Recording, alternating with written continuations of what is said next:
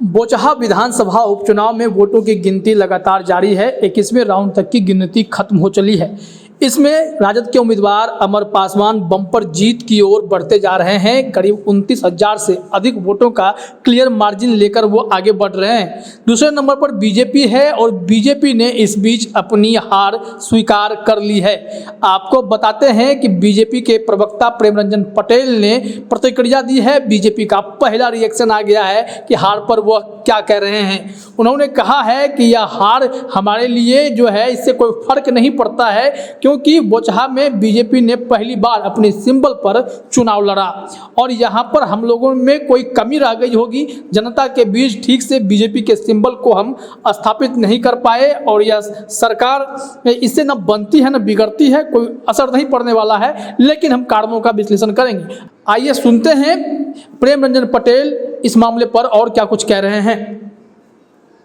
बोचहा की स्थिति को अभी फिलहाल आप क्या देखें? देखिए, अभी काउंटिंग चल रही है, गिनती चल रही है, पूरा नहीं हुआ है, लेकिन जो अंतर है मतों का, उससे मुझे लगता है कि हम जो है से वो सीट को हारने वाले हैं।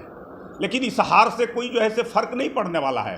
सरकार को कोई अंतर नहीं होना है और उपचुनाव से सरकार बनती बिगड़ती नहीं है, सरकार अपनी स्थिति में रहती है। लेकिन मैं इतना तो कहूँगा कि बोचहा में पहली बार मैं चुनाव लड़ रहा था, अपने सिंबल पे लड़ रहा था और हम वहाँ के लोगों के बीच में हम अपने आप को समझाने में कहीं ना कहीं विफल रहे हैं, अपने सिंबल को सही तरीके से स्थापित करने में विफल रहे हैं। उसको हम देखेंगे कि क्या क्या कारण रहा है, कौन से कारण रहे क्या और जिसके कारण हम वहाँ विफल हुए हैं। इसके बाद में जो है राजद ने कहा है कि पूरी कैबिनेट को उतार दिया, पूरी कैबिनेट को कैम्प करा दिया, नहीं हुआ तो अंत में मुख्यमंत्री को वहाँ जनसभा करवा दिया बीजेपी ने, लेकिन उसके बावजूद बीजेपी वहाँ हार रही है। इसका मतलब है कि कहीं न कहीं लोगों ने बीजेपी की नीति को स्वीकार नहीं की। कोई जो ऐसे राजद को इतराने की आवश्यकता नहीं है।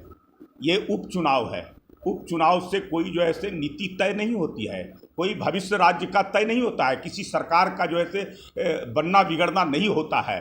इसके माध्यम से एक मैसेज होता है। और जहाँ तक कैंप की बात है तो उपचुनाव था, हमारे पार्टी में नेता है, दर्जनों नेता है, बड़े नेता हैं, केंद्र में हमारी सरकार है, मंत्री हैं, बिहार में मंत्री है, मंत्री जाएंगे, कहीं उपचुनाव होगा, किसी जगह जो ऐसे मुख्यमंत्री जो ऐसे हमारे सरकार के अगुवा कर रहे हैं, हमारी सरकार का नेतृत्व कर रहे हैं और मुख्यमंत्री तो हर चुनाव में जाते रहें, कोई नई बात है क्या?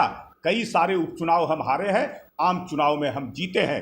राजद के ऊपर बिहार के लोगों को भरोसा नहीं है। कोई एक उपचुनाव जीत जाने से जो ऐसे ये अपने आप को भविष्य तय कर लें कि बिहार में हमारी सरकार बन जाएगी। बिहार के लोग ना भरोसा किए हैं, ना आगे भी उनके ऊपर करेंगे। तो करिए कि ये झांकी है या विधानसभा का फ्लोर बाकी है? अरे भाई, अभी तो विधानसभा का चुनाव हुआ था, आम चुनाव 2000 में, पता चल गया ना उनको जो ऐसे पूरा झांकी नजर नहीं आया है और आगे भी जो ऐसे उनको पता चल जाएगा। उनके ऊपर बिहार की जनता का ना विश्वास है न रहेगा। उनको नज़दीक से लोगों ने देखा है, कितना भी माफ़ी मांगे, कितना भी कोशिश करें, कितना भी नाक रगड़ें, बिहार के लोगों को हम लोगों ने सेवा किया है, हमारे ऊपर उनका विश्वास है। जब भी आम चुनाव होगा, लोकसभा का हो विधानसभा, भरोसा हमारे ऊपर है, हमारे ऊपर ही रहेगा, उनके ऊपर नहीं है, न रहेगा। एक अंतिम सवाल है, क्या आपको लगता है ये जो संकेत बोचहा का लग रहा है कि वहाँ जाति का समीकरण टूट गया जो बीजेपी के पक्ष में कभी होता था?